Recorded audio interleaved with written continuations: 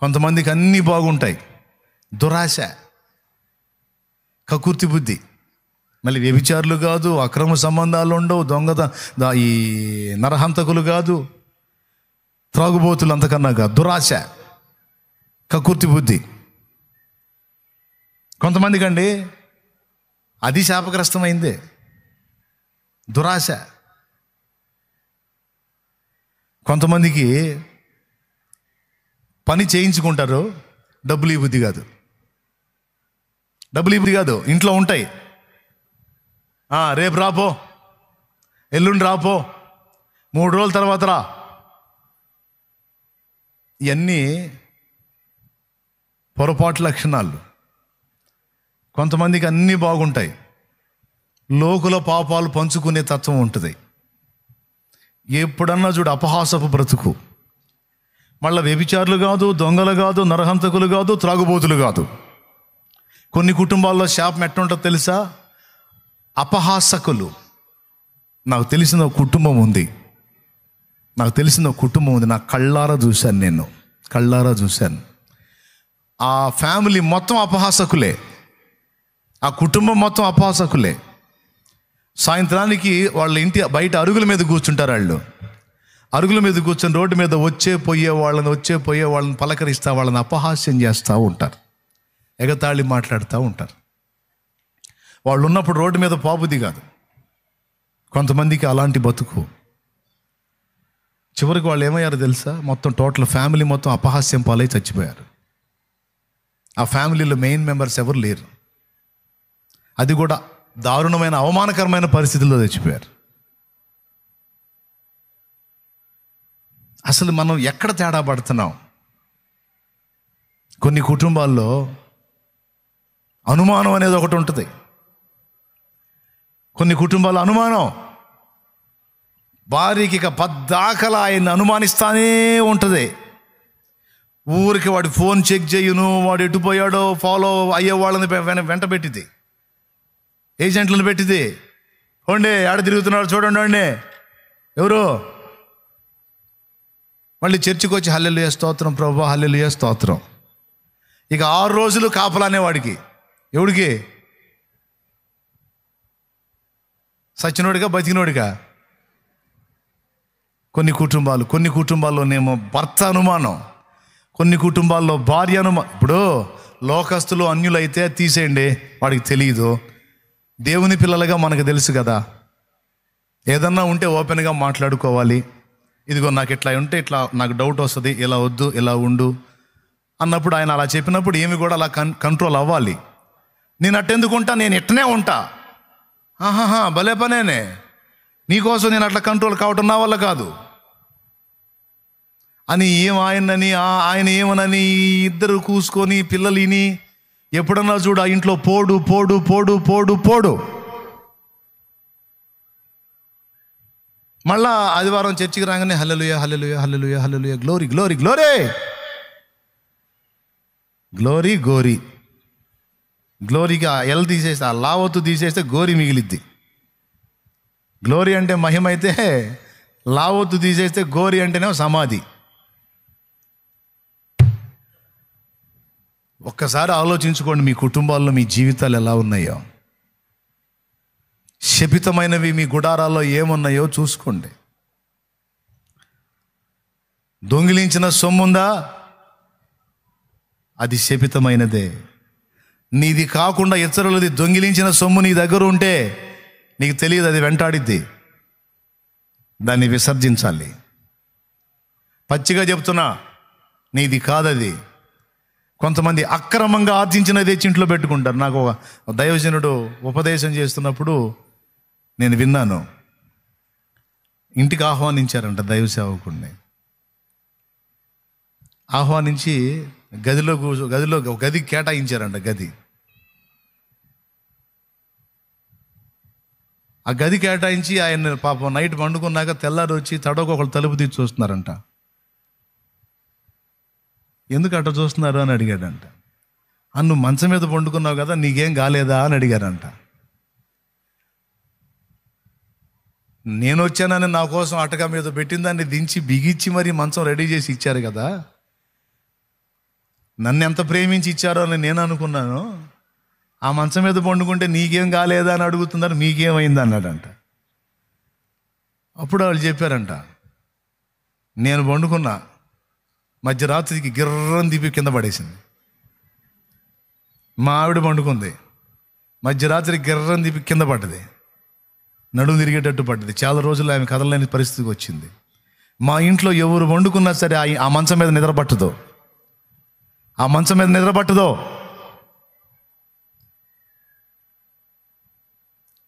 నీకేమన్నా అయిందేమో అని అన్నారట. అప్పుడు ఆయన అన్నాడు, అసలు ఈ మంచం ఎలా వచ్చింది నీకని అడిగి. ఆయన టింబర్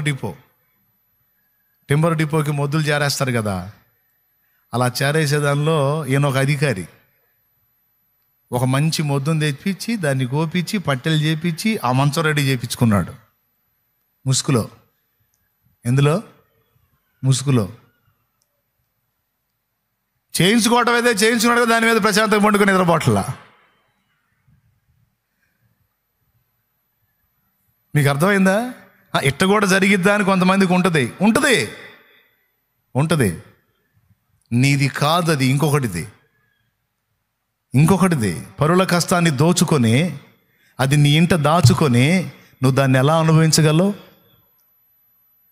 కూలివాడి కూలి ఎగ్గొట్టిన వాళ్ళు ఉంటారు, కొంతమంది కష్టపడ్డోడి డబ్బులు ఎగ్గొట్టిన వాళ్ళు ఉంటారు. నేను చెబుతున్నా, ఎంతమంది డబ్బులు నువ్వు ఎగ్గొట్టావో అవి మొత్తం ఆ కూలి నీ దగ్గర ఉండి మొర్ర పెడతా ఉంటుంది దేవుడికి. యాకోబు రాసిన పత్రిక 5లో ఉంది ఈ మాట. మీరు ఇవ్వక బిగబట్టిన కూలి నాకు మొర్ర పెడుతుంది అంటాడు. లెక్కేగా దేవుడి దగ్గర. ఓ దైవజనుడి దగ్గరికి ఎట్లానే ఒక మీలాంటి వాడు ఒకడు వచ్చాడంట.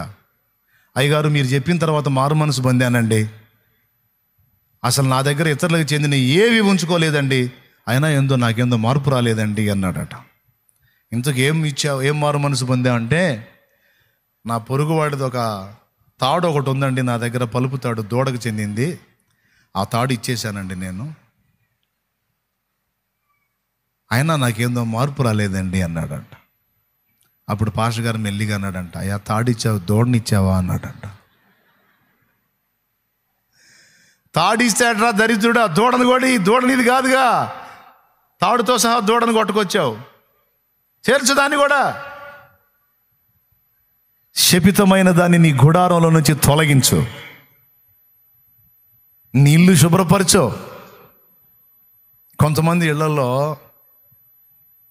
ఎప్పుడన్నా చూడు లేకి పాటలు, లేకి డ్యాన్సులు. కొంతమంది ఇళ్లలో లేకి పాటలు, లేకి డ్యాన్సులు. పాస్టర్ వచ్చినప్పుడు మాత్రం భక్తి రంజని కార్యక్రమం స్టార్ట్ అయింది. ఆకాశవాణి భక్తి రంజని,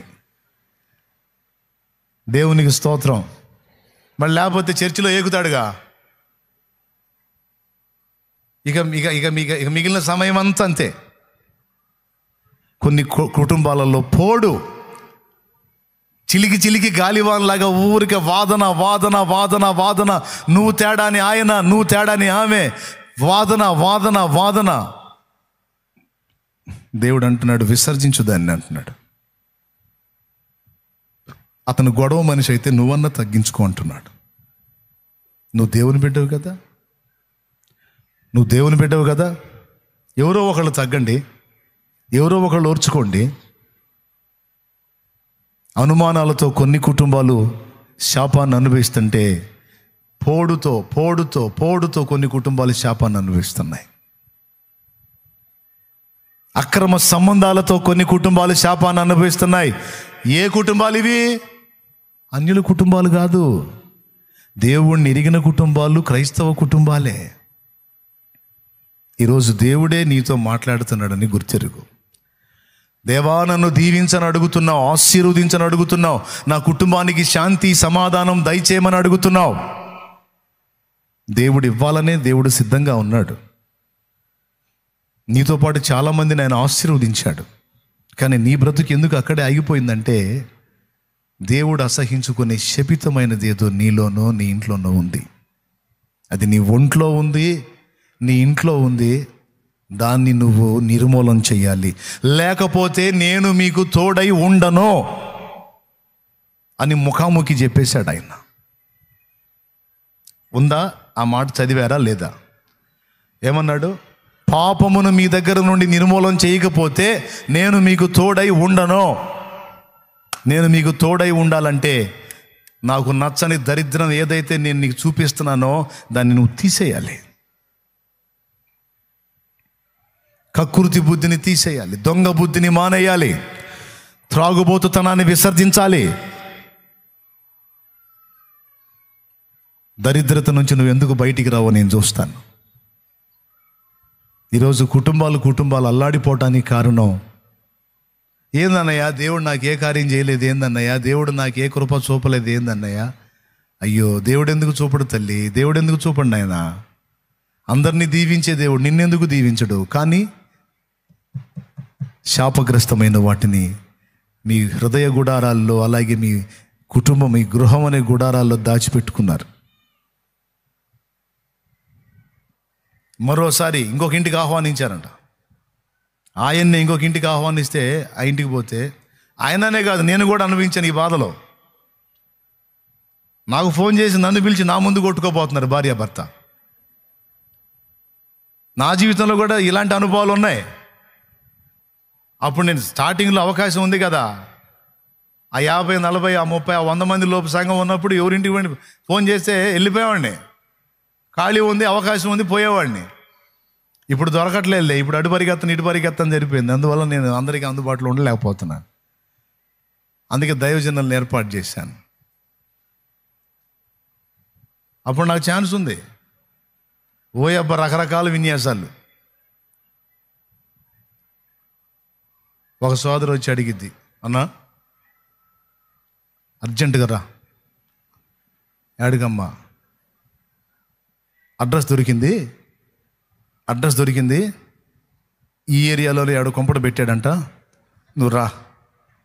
దేనికమ్మా? ఇద్దరం కలిసి ఎతుకుదాం. ఇద్దరం కలిసి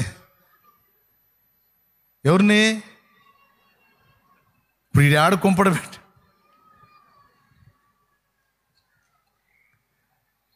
అమ్మా, నువ్వు వెతికితే భార్యవి, నీ వెంటబడి నేను ఎతికాను అనుకో, వాడు దొరికాడు అనుకో, ముందు వాడు అక్రమ సంబంధం ఏమో కానీ అసలు నీకేమో సంబంధం ఉండి ఎతుకుతున్నావు అంటే నాకు అత్తేంది? విచిత్రమైన అనుభవాలు. అప్పుడు నేనేం పొందకుండా లేను. కాబట్టి ఎక్కడున్నాడో నువ్వే వెతికి పట్టుకోమ్మా దరిద్రుని, నేను తిరగకూడదులేమ్మా, అర్థం చేసుకో. అప్పుడే కొంతమంది పని కట్టుకొని చర్చికి వచ్చి చర్చిలో కొట్టుకోపోతారే. అయ్యా ఆగాగు, అమ్మమ్మ ఆగాగు, అయ్యా ఆగాగు, అమ్మమ్మ ఆగాగు. ఏదన్నా ఆగేది నేనేదో తప్పు చేసినట్టు ఇద్దరు కలిసి నా మీద కాదు ఆడతా ఉంటాను. అమ్మ చూసే జనం నేనేదో తేడా పడ్డట్టు అనుకుంటాను. మామూలు విన్యాసాలు కాదు. ఎన్నన్నా చెప్పి ఆ పోడు మానుకోరు, అలవాటు మానుకోరు, ఆ గొడవ మానుకోరు, ఆ అల్లరి మానుకోరు. ఎక్కడ ఉంటుంది ఆ కుటుంబంలో శాంతి? ఆ మనసులు విరగనప్పుడు, ఆ హృదయాలు సరిచేయబడినప్పుడు, దేవునికి ఆ మెడలు వంగనప్పుడు ఎక్కడి నుంచి వచ్చింది ఆశీర్వాదం? నేను చెప్పే వాస్తవాలా కాదా? ఎంతమంది ఒప్పుకుంటారండి? పచ్చి నిజాలు కదా, దించండి. ఇప్పుడు నీ దగ్గర ఉన్న లోపం ఏదో నీకు తెలుసు.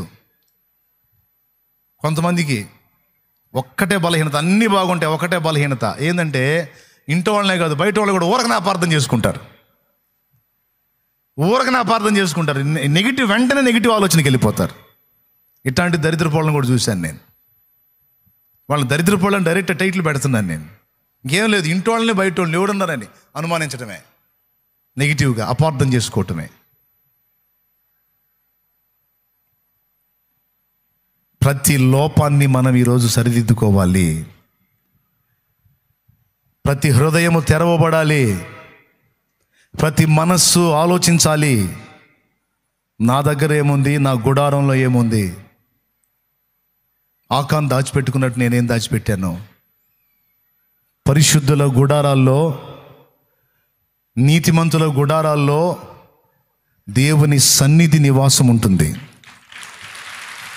దేవుని సన్నిధి నివాసం ఉంటుంది. అదే ఉండాలి.